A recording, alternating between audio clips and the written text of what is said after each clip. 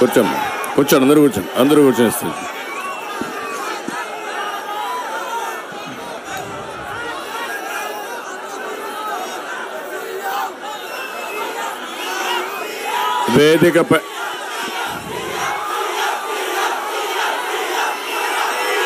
వేదిక తమ్ముళ్ళు వినాలి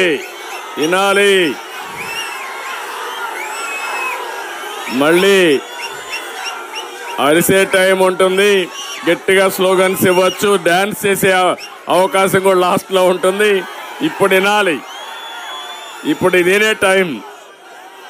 వేదిక పైన వేదిక ముందర కూడా పెద్ద ఎత్తున ఈ కార్యక్రమానికి విచ్చేసినటువంటి తెలుగుదేశం జనసేన కార్యకర్తలందరికీ నాకు ప్రాణ సమానమైనటువంటి తిరుపతి పార్లమెంటు ప్రజానీకానికి రా కదిలిరా అని పిలిపిస్తే ఈరోజు వెంకటగిరి గర్జించింది.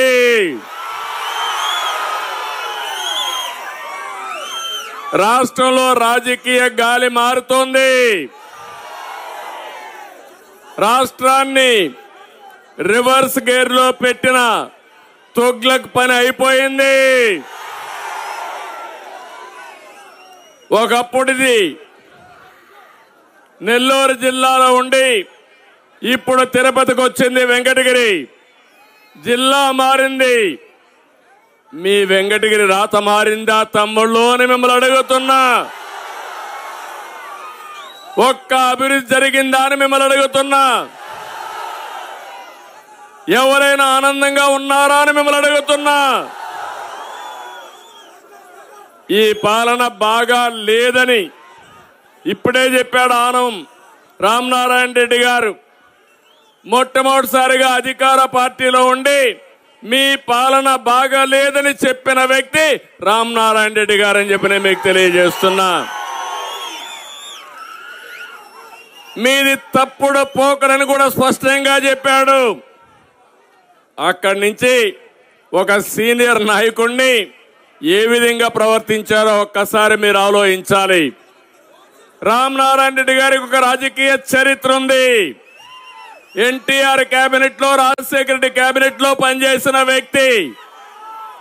అలాంటి వాళ్ళ మాట కూడా వినకపోతే ఈ తుగ్లక్ ఎవరి మాట వింటారు తమ్ముళ్ళు అని మిమ్మల్ని అడుగుతున్నా.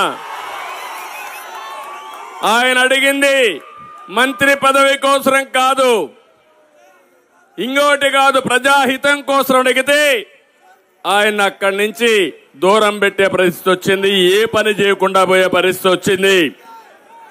అలాంటి సీనియర్ నాయకులను కూడా లెక్క పెట్టుకొని అహంభావం ఎవరిది? అహంభావం అవునా కాదా? అహంకారం అవునా కాదా? ఈయన వల్ల లాభం ఉందా ఈ రాష్ట్రానికి?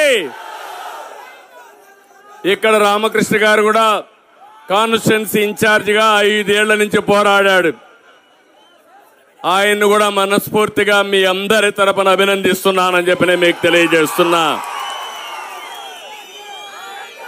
శిశుపాలుడు 100 తప్పులు చేసే వరకు శ్రీకృష్ణుడు భరించాడు, అవునా కాదా? చరిత్రలో ఈ తుగ్లక్ 1000 తప్పులు చేశాడు. ఇంకా భరిస్తావా అని మిమ్మల్ని అడుగుతున్నా. భరించే శక్తి మీకుందా అని మిమ్మల్ని అడుగుతున్నా. మీ అందరికి ఓటుంది. వజ్రాయుధం 82 రోజులే కౌంట్ డౌన్ ప్రారంభమైంది. ఇప్పటి నుంచి ప్రతి ఒక్కరు కూడా ముందుకు రావాలి. ఎక్కడికక్కడ ముందుకొచ్చి అహంకార విధ్వంస తుగ్లక్ పాలకుణ్ణి తరిమేయడానికి రా కదిలిరా కార్యక్రమానికి శ్రీకారం చుట్టాం. ఒక ఇంట్లో ఒక విషయం మీరు గుర్తుపెట్టుకోవాలి. ఇంటి పెద్ద సక్రమంగా లేకపోతే ఆ ఇల్లు బాగుపడుతుందా తమ్ముళ్ళు నేను అడుగుతున్నా. ఆ కొంపగా గుల్లైపోతుందా లేదా అని మిమ్మల్ని అడుగుతున్నా. కానీ ఒక సీఎం, ఒక పాలకుడు విధ్వంసకారుడైతే ఆ రాష్ట్రం ఏమవుతుందని అడుగుతున్నా. బలైపోయిందా లేదా అని మిమ్మల్ని అడుగుతున్నాను. నేడు రాష్ట్రంలో ఇదే జరిగింది. ఒకసారి చూడండి, నేను అడుగుతున్నా, ఇక్కడ ఏ రైతైనా బాగున్నాడా? ఏ యువతకైనా ఉద్యోగం వచ్చిందా? ఏ మహిళలన్నా ఆనందంగా ఉన్నారా? నిత్యావసర వస్తువుల ధరలన్నీ అందుబాటులో ఉన్నాయా? మీకు కష్టాలు ఉన్నాయా లేదా? మీకు పేదలు కడుపు నిండా తిండి తినే పరిస్థితి వచ్చిందా?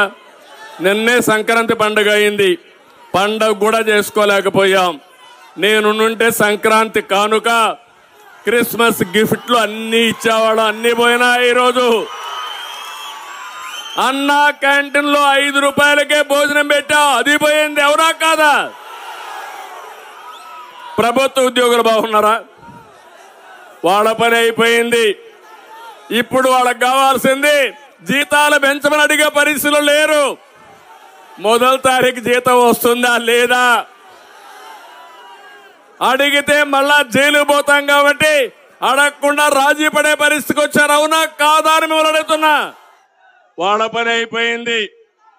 ఇప్పుడు వాళ్ళకి కావాల్సింది జీతాలు పెంచమని అడిగే పరిస్థితులు లేరు. మొదటి తారీఖు జీతం వస్తుందా లేదా? అడిగితే మళ్ళా జైలు పోతాం కాబట్టి అడగకుండా రాజీ పడే పరిస్థితికి వచ్చారు. అవునా కాదా అని మిమ్మల్ని అడుగుతున్నా. ఇంకో పక్క వ్యాపారస్తులు ఏమైనా బాగున్నారా? చిరు వ్యాపారస్తులు బాగున్నారా అని అడుగుతున్నా. కుల వృత్తులు ఇక్కడే వెంకటగిరి. వెంకటగిరి అంటే మనకు గుర్తొచ్చేది చేనేత కార్మికులు, వెంకటగిరి చీర. ఏదైనా వెంకటగిరి మనం ఒకసారి అనుకుంటే చాలా బ్రహ్మాండంగా చీరలు గాని, దోత గాని ఇవన్నీ తయారు చేసి వెంకటగిరి చీర ప్రత్యేకం. అలాంటి నైపుణ్యం ఉండే చేనేత కార్మికులు ఎవరైనా బాగున్నారా అని మిమ్మల్ని అడుగుతున్నా. అందరూ మునిగిపోయారు. నేను ఒకటే చెప్తున్నాను, తెలుగుదేశం పార్టీ 50 సంవత్సరాల వయసుకే పింఛన్లు ఇచ్చాం. కష్టం వస్తే ఆదుకున్నాం. ఒకసారి 2015లో వరదలు వస్తే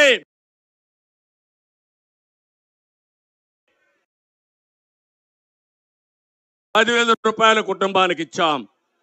ఈ రోజు దానికంటే ఎక్కువ ఇచ్చే బాధ్యత తెలుగుదేశం పార్టీది. ఇంకో పక్క ఒకరు కాదు, నేను అడుగుతున్నా, ఏ కులమైనా బాగున్నారా? కడాని ఇక్కడ రెడ్లు కూడా ఉన్నారు, వాళ్ళైనా బాగున్నారా? అందరూ మునిగిపోయారు. ఇంకో పక్క ఏ మతస్థులైనా బాగున్నారా అని మిమ్మల్ని అడుగుతున్నా. రాష్ట్రంలో ఏ ప్రాంతంలో ఎవరైనా బాగున్నారా అని మిమ్మల్ని అడుగుతున్నా. దీనికి కారణం ఎవరు? ఎవరు కారణం? ఎవరు కారణం? ఎవరు కారణం? మీరు సిద్ధంగా ఉన్నారా? రాష్ట్రాన్ని కాపాడుకోవాలి. జగన్ పోవాలి, జగన్ పోవాలి. రాష్ట్రాన్ని కాపాడుకోవాలి. జగన్ పోవాలి, రాష్ట్రాన్ని కాపాడుకోవాలి. దానికి సిద్ధమా అని మిమ్మల్ని అందరిని అడుగుతున్నా. సిద్ధమైతే గట్టిగా చప్పట్లు కొట్టి మీ హర్షాన్ని, ఆమోదం తెలియజేయండి.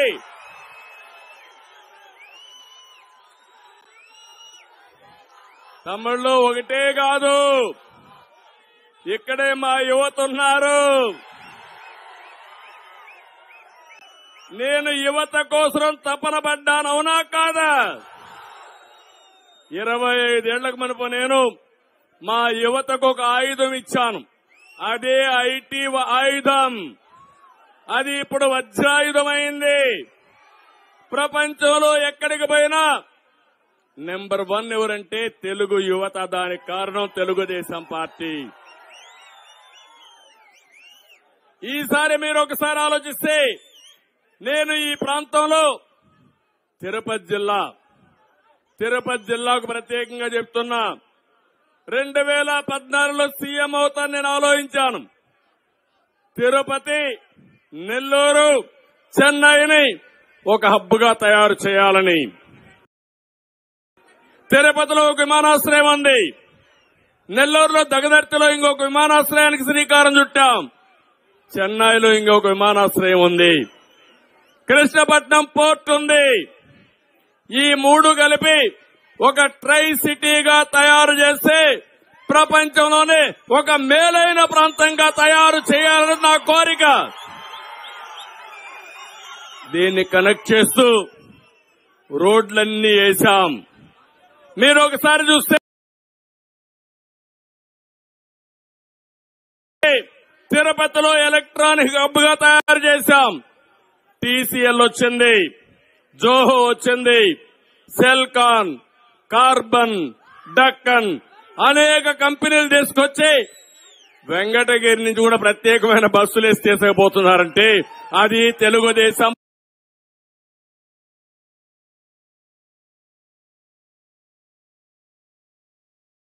పార్టీ దూరదృష్టి.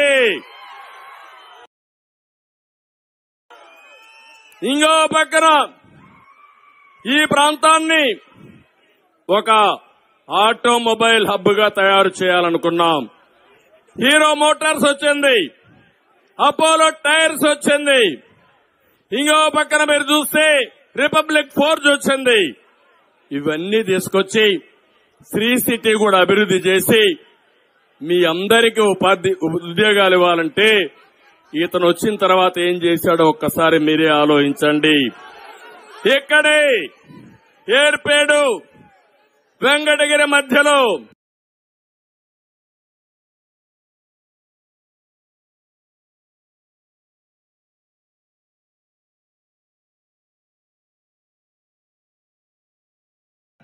ఐఐటి తీసుకొచ్చాం,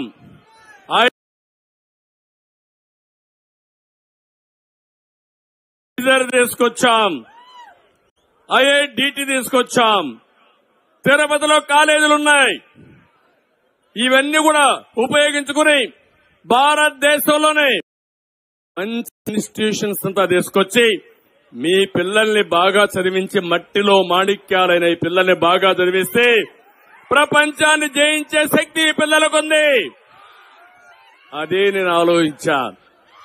అలాంటి తీసుకొస్తే అవి కూడా పోయే పరిస్థితి వచ్చింది. ఈరోజు నేను ఒకటే అడుగుతున్నా, ఒకసారి మీరు ఆలోచించండి. సభలో తిరుమల భక్తుల కోసం 630 కోట్లతో నేను గరుడ వారధి తీసుకొచ్చా. జగన్ గంజాయి తెచ్చాడు.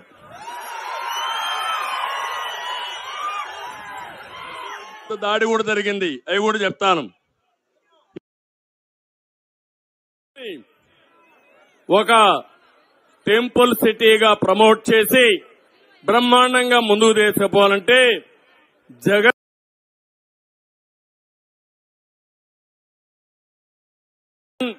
దొంగ ఓట్ల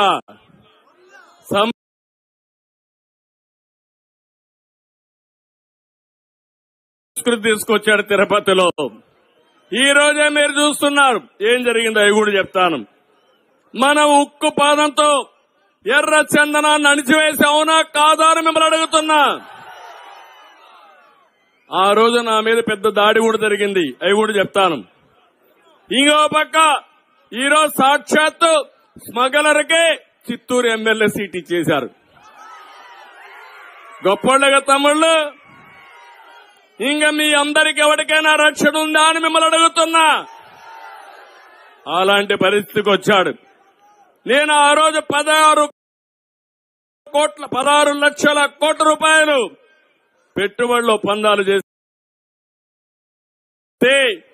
ఇతను నిరుద్యోగంలో 24%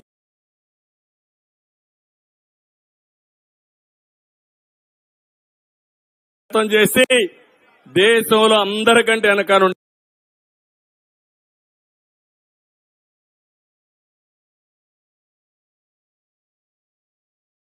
పరిస్థితి తీసుకొచ్చాడు. నేను అడుగుతున్నా మా తమ్ముడు ఏం తమ్ముళ్ళు జాబ్ క్యాలెండర్ వచ్చిందా? మీరు జాబ్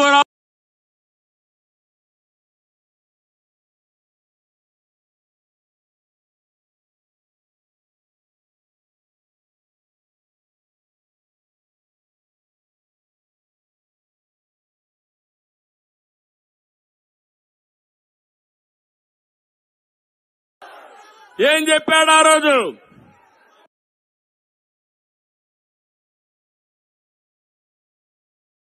చెప్పిన మాటపై నిలబడ్డాడో అని అడుగుతున్నా.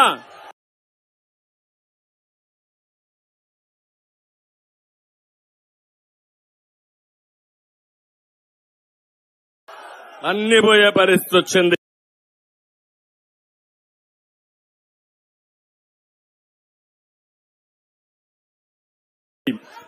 మనం కియా లాంటి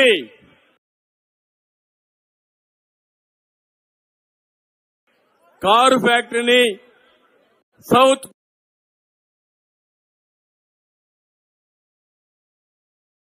కొరియా గవర్నమెంట్ ని వాళ్ళందరినీ కూడా కన్విన్స్ చేసి తీసుకొస్తే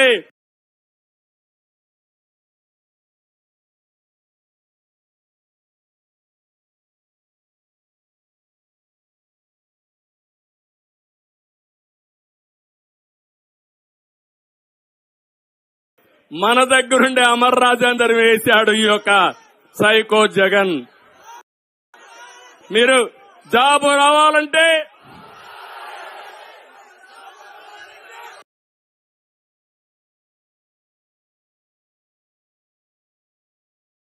బాబు రావాలంటే మీరు పనిచేయాలి.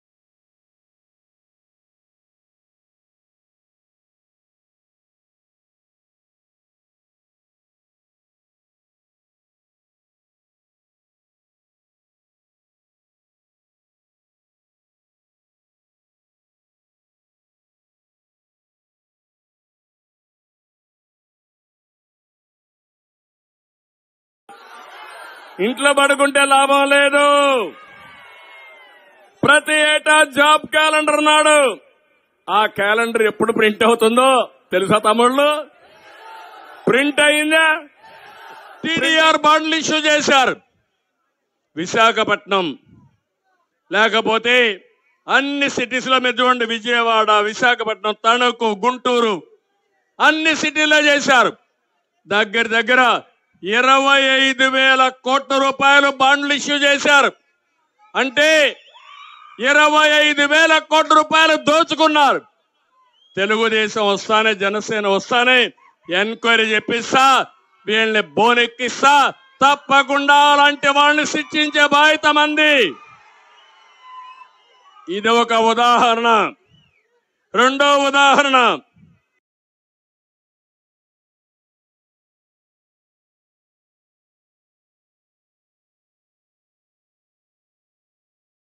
రెడ్ శాండిల్ వెంకటేశ్వర స్వామి సాక్షిగా చుట్టుపక్కలంతా రెడ్ శాండిల్ ఉంటుంది. అది కూడా ఒక్క రోజులో పెరిగేది కాదు.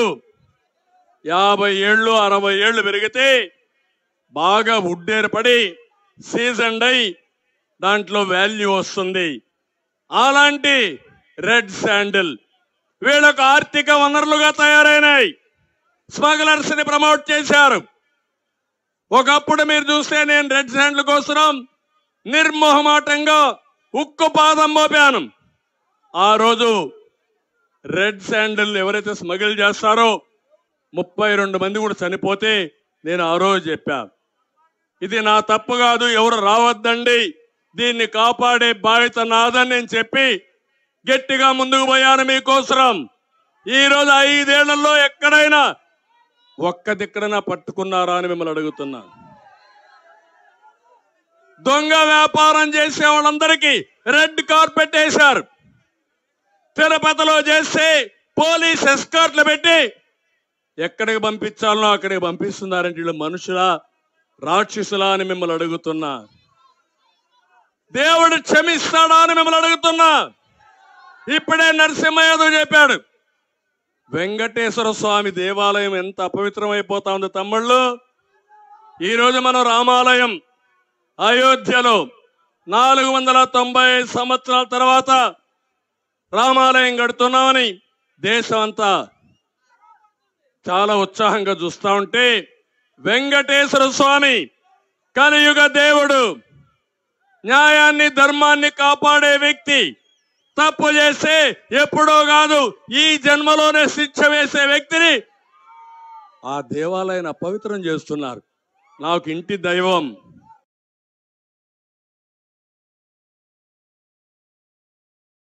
ఒకటే చెప్తున్నా, ఎవరైనా మీ ఇష్ట ప్రకారం వెంకటేశ్వర స్వామికి అపచారం చేస్తే మిమ్మల్ని ఆ దేవుడు వదిలిపెట్టడు, మేము కూడా వదిలిపెట్టమని చెప్పి తెలియజేస్తున్నా. ఈ మధ్య కొండపైకి పోయారా మీరు ఎవరైనా? అన్నదానం బాగుందా? బాగుందా అన్నదానం? ఎన్టీ రామారావు గారు పెట్టింది అన్నదానం, సక్రమంగా జరిగింది. 1,00,000 మందికి భోజనం పెట్టేవాళ్ళం. ఎంతమందికి కావాలంటే పెట్టేదానికి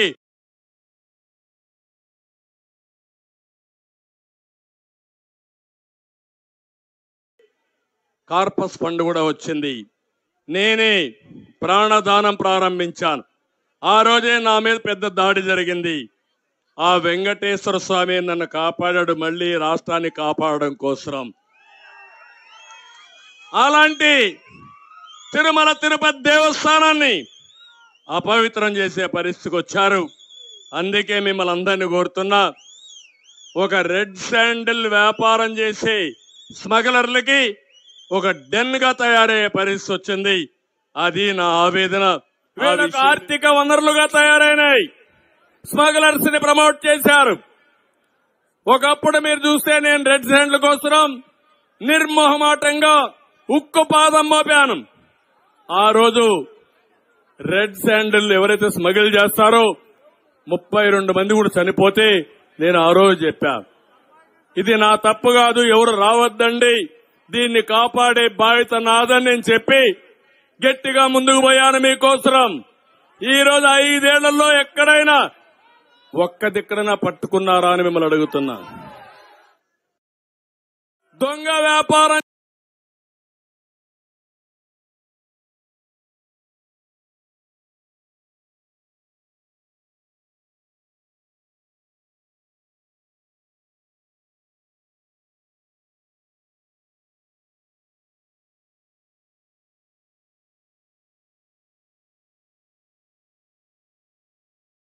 చేసే వాళ్ళందరికీ రెడ్ కార్పెట్ వేశారు.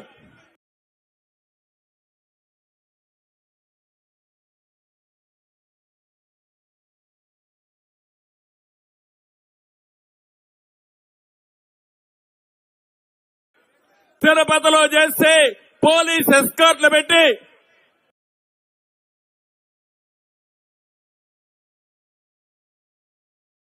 ఎక్కడికి కాదు 3,000 రూపాయలు టన్నుంటే 50,000 చేసి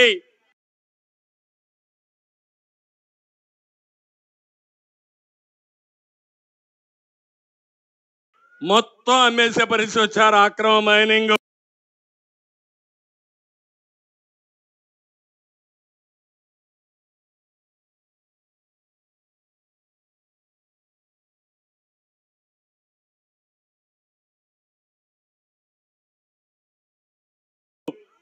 మొన్నే మా చంద్రమోహన్ రెడ్డి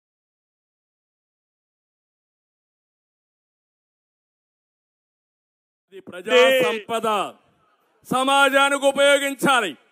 ఈ దుర్మార్గులు భవిష్యత్తులో ఎవరొచ్చినా అవకాశాలు ఉండకూడదని దోచేశారు. ఇదే కాకుండా ఈ రెంట్లోనే 7,500 కోట్లు. ఇది కాకుండా ఇసుక దొరుకుతా ఉందా తమ్ముళ్ళు? దొరకతా ఉందని మిమ్మల్ని అడుగుతున్నా. 45 లక్షల మంది భవన నిర్మాణ కార్మికుల పట్టగొట్టిన వ్యక్తి ఈ జగన్మోహన్ రెడ్డి, అవునా కాదా అని మిమ్మల్ని అడుగుతున్నా. ఉచిత ఇసుక ఇచ్చాం మనం. ఇప్పుడు వీళ్ళు చేసిందేంటి? దోపిడీ. ఎక్కడ కాలువ కనపడినా, ఎక్కడ నది కనపడినా దోపిడీ దోపిడీ. అవి కూడా మనం తొందరలో వస్తాం. వెరైటీస్ పోయింది, మీ పక్కనే మంగంపేట వెరైటీస్ మొత్తం దోచేశారు. గ్రనైట్ మొత్తం హస్తగతం చేసుకున్నారు. లెటరైట్ పోయింది. మొన్నే బీచ్ శాండ్ కూడా టెండర్ పెట్టారు, కోర్టు ఆపింది. లైమ్ స్టోన్ పోయింది. కడాని మీ పొలంలో ఉండే మట్టి కూడా మీరు తీసుకుపోవడానికి వీలు లేదు. అది కూడా చెన్నైకి తీసుకెళ్లిపోతున్నారు. నేను ఆ విషయం కూడా చెప్తాను తమ్ముళ్ళు. ఏ నియోజకవర్గంలో ఎమ్మెల్యేలు ఏమేం చేస్తున్నారో ఆ విషయాలు కూడా మీకు వివరించి చెప్తాను.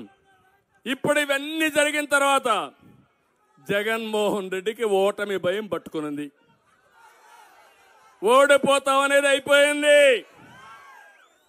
ఓడిపోతాడా లేదా? ఇలాంటి దుర్మార్గుడు గెలిచి మనం ఓడిపోవాలని మిమ్మల్ని అడుగుతున్నా. ప్రజలు గెలవాలి, జగన్ పోవాలి. ఏ పాలకుడైనా తన హయాంలో అభివృద్ధి కావాలని చూసి అభివృద్ధి చూసి ఓట్లు అడుగుతాడు. ఈ దుర్మార్గుడు మాత్రం విధ్వంస విధానాలతో దోపిడీతో రాష్ట్రాన్ని నాశనం చేసి ఇప్పుడు దొంగ ఓట్ల కోసం తాపత్రయం పడుతున్నాడు. తిరుపతి పార్లమెంట్ ఎన్నికల్లో, మున్సిపల్ ఎన్నికల్లో, పట్టభద్రుల ఎన్నికల్లో ఎక్కడ చూసినా అన్యాయం చేశారు. ఒక చంద్రగిరి నియోజకవర్గం నిన్న చూస్తే 1,15,000 ఓట్లు. అక్కడ ఒక పెద్ద వీరప్పన్ ఉన్నాడు. ఆ వీరప్పన్ 1,15,000 ఓట్లు దొంగ ఓట్లు చేశాడు. ఆయనకు ఒత్తాసు పలికేది ఈ ముఖ్యమంత్రి. కబద్దార్, జాగ్రత్తగా ఉండండి. ఎవడిని వదిలిపెట్టమని మీ అందరికి హెచ్చరిస్తున్నా. మొన్నే పార్లమెంట్ ఎన్నికల్లో రిటర్నింగ్ ఆఫీసర్గా ఉన్నటువంటి ఆర్ఓగా ఉన్న వ్యక్తి శిరీషాని ఆయన మొత్తం అన్యాయం చేశాడు. అన్నమయ్య కలెక్టర్గా ఉన్నాడు, ఆయన్ని సస్పెండ్ చేశారు. ఈ రోజు కూడా తహసీల్దార్ని సస్పెండ్ చేశారు, డిప్యూటీ తహసీల్దార్ని సస్పెండ్ చేశారు. మన ఎంపీ అభ్యర్థి మాజీ మంత్రి లక్ష్మి గారు ఇప్పుడు ఎస్పీలు, డిఎస్పీలు అందరూ ఆవిడ ఇంటికి క్యూ కడుతున్నారు. ఇప్పుడు ఎందుకు? కోర్టులో కేసు ఉంది, విత్డ్రా చేసుకోమని. విత్డ్రా చేయం. మిమ్మల్ని బోనెక్కించే బాధ్యత తెలుగుదేశం పార్టీ తీసుకుంటుంది. ఓట్ల దొంగల్ని క్షమించాలని మిమ్మల్ని అడుగుతున్నా. ఇది నేరం అవునా కాదా? మనిషి బ్రతికుండంగానే మిమ్మల్ని చంపేసిన వ్యక్తులు వీళ్ళు మనుషులా అని మిమ్మల్ని అడుగుతున్నా. అందుకే ఒకటే నేను కోరుతున్న యువతని, తమ్ముళ్ళు ధైర్యంగా ఉండండి.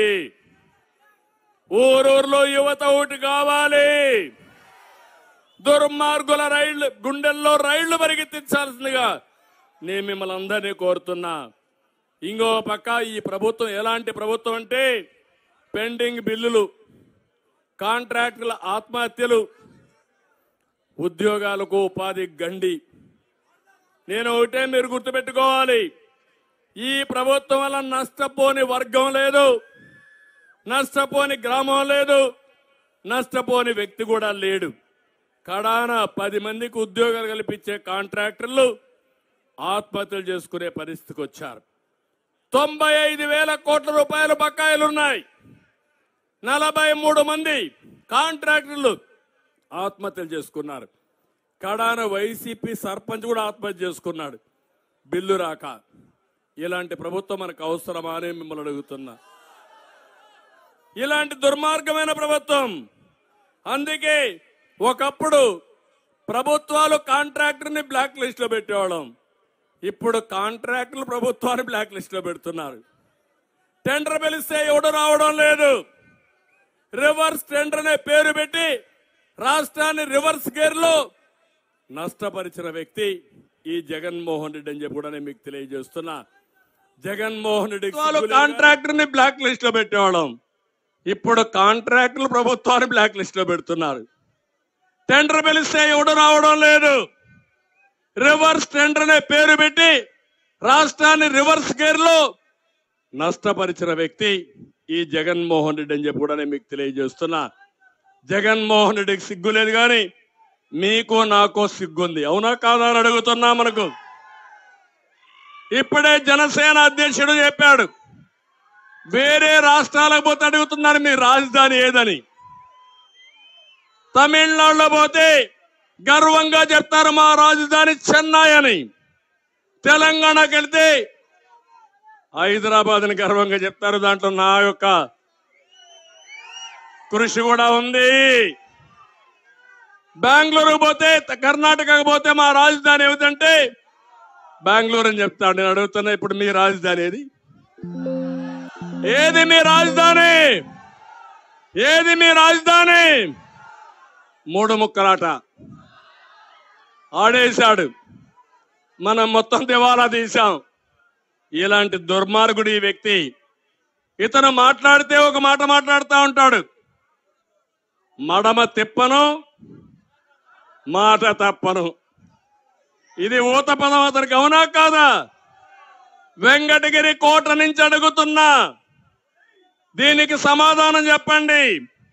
98% హామీలు నెరవేర్చామన్నావు కదా, మచ్చుకు 4 అడుగుతా నేను. అవి సమాధానం చెప్పమంటున్నా. కేంద్రాన్ని మెడలో ఉంచి ఏం తెస్తా అన్నాడు? ప్రత్యేక హోదా తెస్తా అన్నాడా లేదా? ఇది సంజీవని అని చెప్పాడా లేదా? ఇది వస్తే యువతకు ఉద్యోగాలు వస్తాయనా లేదా? 5 ఏళ్ళైంది. మెడలో ఉంచాడా? కాదు, మెడలో దించాడు. నిన్నే ప్రధానమంత్రి వచ్చాడు. నేను అడుగుతున్నా, అడిగాడా ప్రధానమంత్రిని ప్రత్యేక హోదా? ఇదే నా విశ్వసనీయత. మీరు ఒప్పుకుంటారా తమ్ముళ్ళు? నేను అడుగుతున్నా. ఇంకో పక్క మద్యపాన నిషేధం ఎంత కమ్మగా చెప్పాడు మా ఆడబిడ్డలకు ఆ రోజు. మద్యపాన నిషేధం చేసిన తర్వాతనే మీ ఓటు అడగతా. మద్యపాన నిషేధం చేయకపోతే మీరు ఓటు వేయిద్దని చెప్పాడా లేదా అని మిమ్మల్ని అడుగుతున్నా. ఈరోజు ఏం చేశాడు? సొంత బ్రాండ్లు పెట్టాడు, నాసిరకం బ్రాండ్లు పెట్టాడు, మన జీవితాలతో ఆడుకున్నాడు. 36,000 కోట్ల రూపాయలు మద్యాన్ని తాకట్టు పెట్టి 25 ఏళ్లకు అప్పు తీసుకొచ్చాడు. ఇది మాట తప్పడం అవునా కాదా? విశ్వసనీయత ఉందా ఈ వ్యక్తికి? ఓటు అడిగే హక్కు ఉందా ఈ వ్యక్తికి? ఇది అయిన తర్వాత సిపిఎస్ రద్దు ఏం చెప్పాడు? 1 వారం అంతేనా? ఇది పెద్ద సమస్య. వారం ఓపి పట్టన్నా, 1 వారం అంతేనన్నా, ఏం కాదు చేస్తారు. ఎన్ని వారాలనేవి? ఎన్ని వారాలనే అని అడుగుతున్నా మిమ్మల్ని. చేశాడా అని అడుగుతున్నా. మాట తప్పాడా లేదా? విశ్వసనీయత ఉందా ఈ వ్యక్తికి? ఇంకో పక్క కరెంటు ఛార్జీలు పూర్తిగా తగ్గించేస్తా, కరెంట్ ఛార్జీలు లేకుండా చేస్తా చెప్పాడా లేదా? ఈ రోజు 200 రూపాయలు బిల్లు కట్టే వాళ్ళకి ఎంత వస్తా ఉంది? 1000 రూపాయలు వస్తా ఉందా లేదా? 9 సార్లు పెంచాడా లేదా? దీనికి కారణం ఎవరిని అడుగుతున్నా మిమ్మల్ని. అదే ఆయన విశ్వసనీయత. వివేక హత్యపై నాడు ఏమన్నాడు తమ్ముళ్ళు? ఏమన్నాడు? జ్ఞాపకం ఉందా? ఫస్ట్ సాక్షి గెజిట్ ఉంది, అందులో వేసాడు. ఏమేశాడు? వివేకానందరెడ్డి గుండెపోటు. తర్వాత అంత మునుపు అయితే గుండెపోటు. ఎందుకు రక్తం వచ్చిందంటే వాంతులు వచ్చి రక్తం వచ్చింది.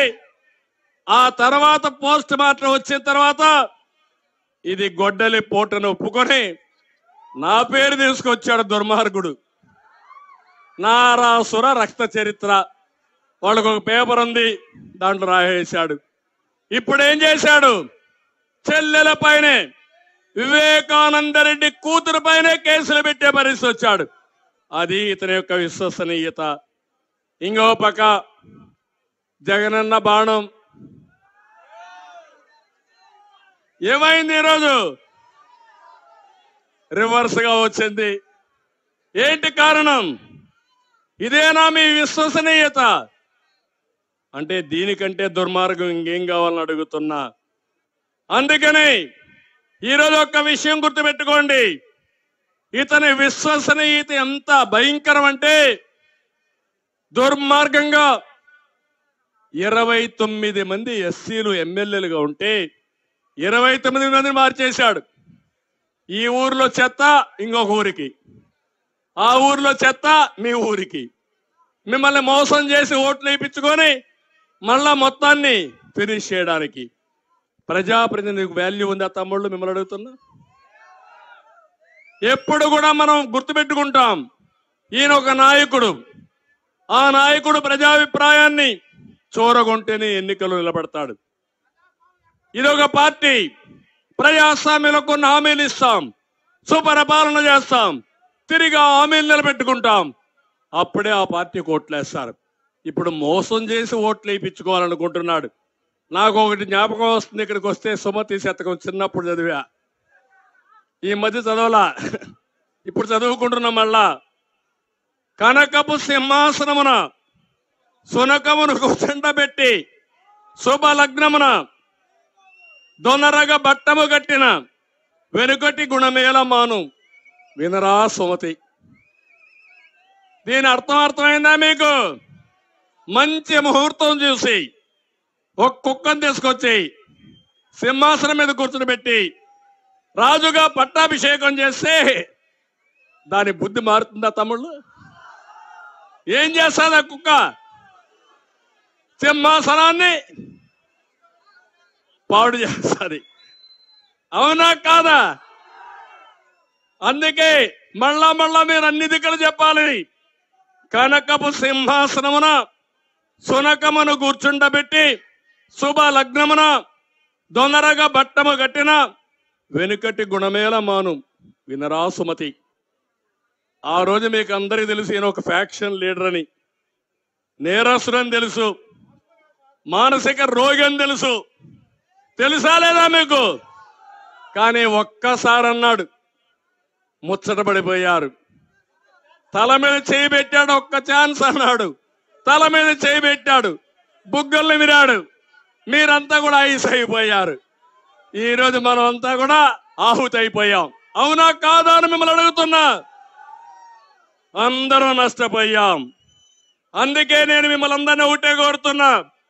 ఇక్కడ వెంకటగిరిలో ఇప్పుడు కొత్త పిచ్చిగాడు ఒక ఆయన వచ్చాడు, ఇక్కడికి ఇన్ఛార్జిగా వచ్చాడు. ఆయన ఇసుక దోపిడి పెన్నా నదిలో, తుమ్మల తలూరులో, పాలూరులో, రాజుపాలెంలో 120 ఎకరాల్లో తెల్లరాయి అక్రమ తవ్వకాలు, ఈయనకి దీంట్లో వాటా. మొలకల కండ్ల సిద్ధయ్య కొండను విధ్వంసం చేశారు. వెంకటగిరి, రాపూరు, కలువాయి, సైదాపూర్ మండలాల్లో భూ కబ్జాలు. ఇది ఈయన భాగవతం. ఎమ్మెల్యే ఇన్ఛార్జ్ అయినప్పుడు ఈయన చేస్తే రేపు ఎమ్మెల్యే అయితే మీరు ఏమవుతారు తమ్ముళ్ళు? గోయిందా గోయిందా. అలాంటి వ్యక్తిన సూడూరుపేటలో ఒక ఆయన ఉన్నాడు, కలివేటి, అక్రమ ఇసుక దందా, గ్రావెల్ దందా, అక్రమ బియ్యం రవాణా, లిక్కర్ దందా, గంజాయి, క్రికెట్ బెట్టింగ్లు, ఏది చూసినా ఆయనే కేర్ ఆఫ్. ఇతని మనుషులు స్వర్ణముఖి, కాళంగి నదుల్లో ఇసుక మాఫియా మొత్తం దోచేస్తున్నారు. జగన్మోహన్ రెడ్డి రిషికొండను బోడుగుండు చేసి ఆ స్ఫూర్తితో శివనంబేడు కొండకు గుండు కూడా వేశాడు. ఈయన ఒక పెద్ద నాయకుడు, ఇప్పుడు టికెట్ కూడా లేదు. ఏం చెప్పాలి వీళ్ళని? ఇంకో పక్క గూడూరు, ఆయన పేరే వరప్రసాద్. ప్రసాద్ అలాగా మింగేశాడు మొత్తం చేసి. ఒక పని కాదు, మామూళ్ళు వసూలు చేయడానికి కుమారుని పెట్టుకున్నాడు. 4,500 కోట్ల రూపాయలు విలువ చేసే సిలికా శాండ్ ని జగన్ ఒక పక్క, ఈయన ఒక పక్క మేసేశారు. ఎంత దుర్మార్గమో చూడండి. ఈయన వాటా ఎంత ఇది చెప్పాలి. అది వద్దాం, ఇక్కడ కాదు కదా. క్లబ్బుల్లో డాన్స్ చేసేవాళ్ళు, మహిళా సంక్షేమం గురించి మాట్లాడతారు. ఏం చెప్పాలి? ఇంకో పక్క సర్వేపల్లి, ఈ నియోజకవర్గమే, కాకాణి, కోర్టులో ఫైళ్లు దొంగ మద్యం రవాణా చేసి పట్టుబడ్డ వ్యక్తి, స్టోర్ చేసి, ఆయనైతే ఇంకా KGF 3 తయారు చేసిన వ్యక్తి. ఆయన వ్యవసాయ మంత్రిని రాష్ట్రంలో ఎవరు తెలియదు కానీ మొత్తం సర్వేపల్లి మొత్తం దోచేసుకున్నాడు. గ్రావెల్ దోపిడీ 1000 కోట్లు. ఇంకో పక్క ఎక్కడ చూసినా మొత్తం నెల్లూరు జిల్లాను కొనే శక్తి వచ్చేసింది. అప్పుడే మిమ్మల్ని కూడా కొనేస్తారు రేపు. ఆ పరిస్థితిలో ఉన్నారు. సత్యవేడు పాపం రబ్బర్ స్టాంపు ఆయన్ని మొత్తం అక్కడ ఒక ఆయన ఉన్నాడు, పెద్దిరెడ్డి, పెద్ద మనగాడు, మామూలు పుడింగ్ కాదు ఆయన. రాష్ట్రంలో మొత్తం మైనింగ్ అంతా దోచుకుని అరిగించుకునే సత్తా ఆయనకుంది. మాట్లాడితే మన మీద దాడులు. అంటే ఎక్కడికి పోతున్నారని నేను అడుగుతున్నా. మొత్తం అక్కడంతా కూడా ఇష్టానుసారంగా ఇసుకంతా దోచుకుని ఆందోళన చేస్తా ఉన్నా వదిలిపెట్టకుండా చెన్నైకి పంపించిన పెద్ద దొంగలు వీళ్ళు. ఇంకో పక్కనే కాళాశ్రీ, బియ్యపురెడ్డి ఆరతి కర్పూర మారిగా మింగేస్తున్నాడు ఈ బియ్యపురెడ్డి. నాకైతే కళ్ళు తిరుగుతున్నాయి వీళ్ళ చూస్తా ఉంటే. ఇంత దుర్మార్గులు వస్తారా రాజకీయాలకని. ఇంకో పక్కన మీరు చూస్తే ఇతను 5 ఏళ్లలో బడా చోర్ 2000 కోట్లు. జిల్లాలోనే కాదు రాష్ట్రంలోనే మొట్టమొదటిగా ఓడిపోవాల్సిన వ్యక్తి నెంబర్ 1లో ఈయన ఉండాలని మనస్ఫూర్తిగా ఆకాంక్షిస్తున్నా. రేణిగుంటని కూతురికి, ఏర్పేడిన తమ్ముడికి కాళశ్రీ ఈయనకి రాయేసుకున్నారు ఓటాల కింద.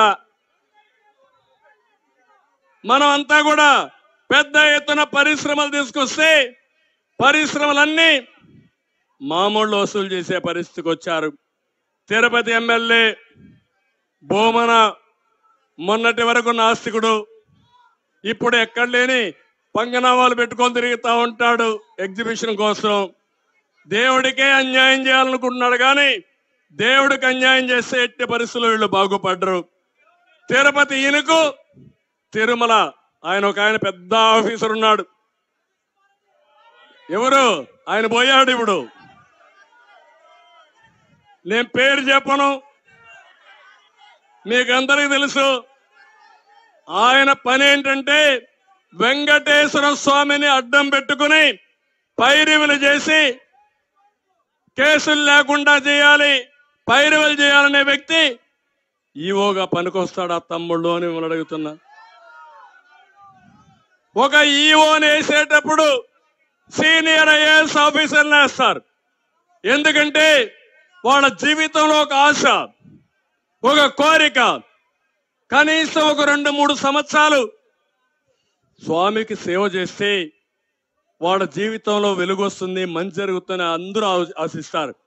అలాంటి 5 సంవత్సరాలు సాక్షాత్ వెంకటేశ్వర స్వామిని ఇలాంటి దుర్మార్గునికి ఈ జగన్మోహన్ రెడ్డి అప్పచెప్పాడంటే ఏమనాలి నేను అడుగుతున్నా. మీరంతా కూడా మనందరం, నేను కూడా చిత్తూరు జిల్లానే, తిరుపతి జిల్లానే. ఇప్పుడు అలాంటి జిల్లాలో ఇలాంటి అరాచకాలు జరిగే పరిస్థితి వచ్చింది. అందుకే మిమ్మల్ని కోరుతున్నాను, ఇవన్నీ పోవాలంటే వీళ్ళ కథ తేల్చాల్సిన అవసరం ఉంది. జిల్లాలో కొన్ని సమస్యలు, ఆల్తూరుపాడు రిజర్వాయర్ పనులు 399 కోట్లు శాంక్షన్ చేసి 15% పూర్తి చేసి రివర్స్ టెండరింగ్ అని పనులు ఆపేసే పరిస్థితికి వచ్చారు. కందలేరు జలాశయం చెంతనే ఉన్న రిజర్వాయర్ పనులు పూర్తి కాకుండా పోయిన దానివల్ల తెలుగు గంగ పనులు కూడా పూర్తి చేయలేకపోయారు. నీళ్లు కూడా సరిగా వచ్చే పరిస్థితి లేదు. ఇప్పుడే ఐఐటిటి ఇండియన్ ఇన్స్టిట్యూట్ ఆఫ్ మన హ్యాండ్లూమ్ ఇండస్ట్రీ, హ్యాండ్లూమ్ టెక్నాలజీ ఆ రోజు బాగా డెవలప్ చేశాం. ఇప్పుడే ఆనం రామనారాయణ రెడ్డి గారు చెప్పినట్టు ఇక్కడే పక్కనే ఉంది. అక్కడ గానే ఒక స్కిల్ డెవలప్మెంట్ సెంటర్ పెడితే తిరుపతిలో వచ్చే ఇండస్ట్రీస్ కి, శ్రీ సిటీలో వచ్చే ఇండస్ట్రీకి, రేపు రాబోయే రోజుల్లో వెంకటగిరిలో రాబోయే ఇండస్ట్రీస్ కూడా ఉపయోగపడుతుంది. ఇది చేయించే బాధ్యత తెలుగుదేశం పార్టీ తీసుకుంటాం. Somasila high level canal pending లో ఉంది. పూర్తి చేస్తాం. తోపుగుంట, కొండాపురం, చౌటపల్లి బ్యాలెన్సింగ్ రిజర్వాయర్లు పూర్తి చేస్తాం. స్వర్ణముఖి నది పైన చెక్ డ్యాములు నిర్మించి నీటి ఎద్దడి లేకుండా చేసుకుందాం. వెంకటగిరి నాయుడుపేట వెళ్లే దారిలో రైల్వే బ్రిడ్జ్ కావాలి, అది కూడా పూర్తి చేసుకుంటాం. గూడూరు నియోజకవర్గం తూర్పు పడమర గూడూరుని కలుపుతూ ఫ్లైఓవర్ నిర్మాణానికి టీడీపీ 63 కోట్లు శాంక్షన్ చేస్తే అది కూడా నిలిపేశారు, అవి కూడా పూర్తి చేస్తాం. చెల్లకూరు, కోట, వాకాడు, చిట్టుమూరు మండలాల్లో 7,000 ఎకరాలు అక్వా ఉంది. అక్వాని సర్వనాశనం చేశారు. మళ్ళీ హామీ ఇస్తున్నా, ప్రతి ఒక్క యూనిట్కి ₹1.50 కరెంట్ ఇచ్చి అక్వా రంగాన్ని ఆదుకునే బాధ్యత తెలుగుదేశం పార్టీది.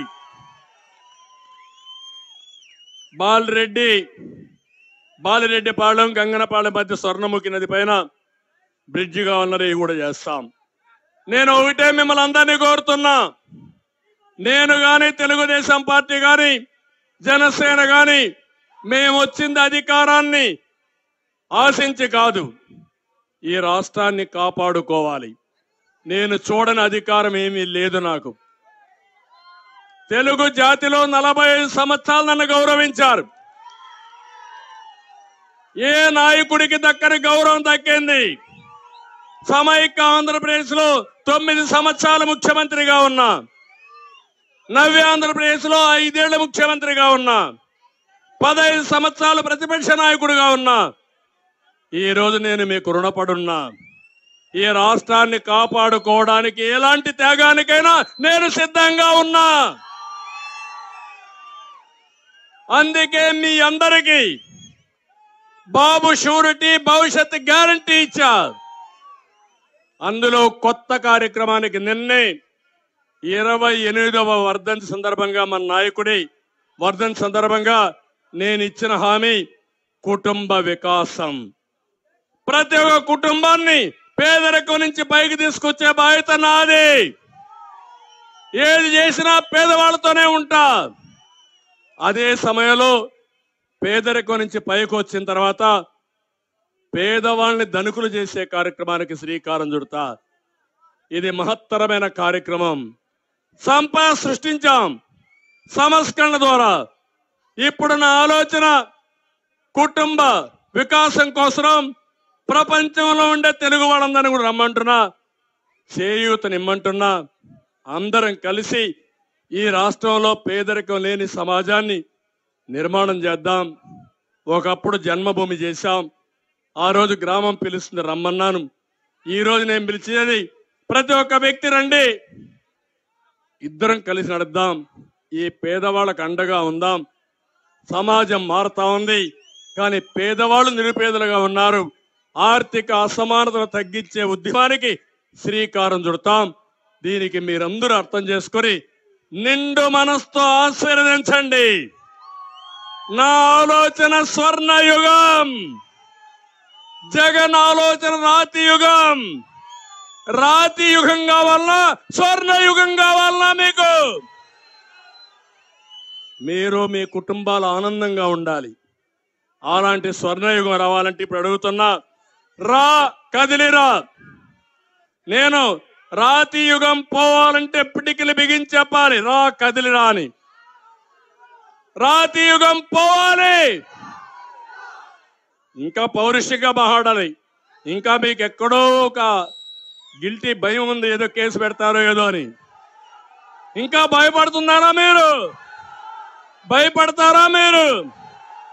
పిరికోళ్లే భయపడతారు. రాష్ట్రం కోసం పోరాడే వాళ్ళు వీరోచితంగా ముందుకు పోతారు. రాతి యుగం పోవాలి, రాతి యుగం పోవాలి, రాతి యుగం పోవాలి. స్వర్ణయుగం రావాలి, స్వర్ణయుగం రావాలి, స్వర్ణయుగం రావాలి. మీరు ఈ పని చేయండి. ఎందుకు స్వర్ణయుగం కాదో చేసే బాధ్యత నాదని మరొక్కసారి మీ అందరికీ తెలియజేస్తూ, అందరూ కూడా పూర్తిగా సహకరించాల్సిందిగా మరొక్కసారి అందరికీ విజ్ఞప్తి చేస్తూ, పేరు పేరున ఈరోజు వెంకటగిరి కోట దద్దరిల్లింది, గర్జించింది. నాకు అనుమానం లేదు తిరుపతి పార్లమెంట్ లో 7 సీట్లు కూడా మనమే గెలుస్తున్నాం. గెలవాలి. ఇది చారిత్రక అవసరం. ఇది మన కోసరం కాదు, ఇక్కడుండే జాతి కోసరం, తెలుగు ప్రజల కోసరం అని చెప్పి తెలియజేసుకుంటూ, మీ పిల్లల భవిష్యత్తు కోసరం కూడా ఇది అందరూ ఆలోచించాల్సిందిగా ప్రతి ఒక్క ఇంట్లో చర్చ జరగాలి. తెలుగుదేశం జనసేన కార్యకర్తలను కోరుతున్నా, మీటింగ్లు బాగా జరిగాయి, ప్రజలందరూ మనలోనే ఉన్నారు కాబట్టి మనం పని చేయకుండా పర్వాలేదు గెలిచిపోతాం అనుకుంటే మాత్రం పప్పులో కాలు వేసినట్టు అవుతుంది.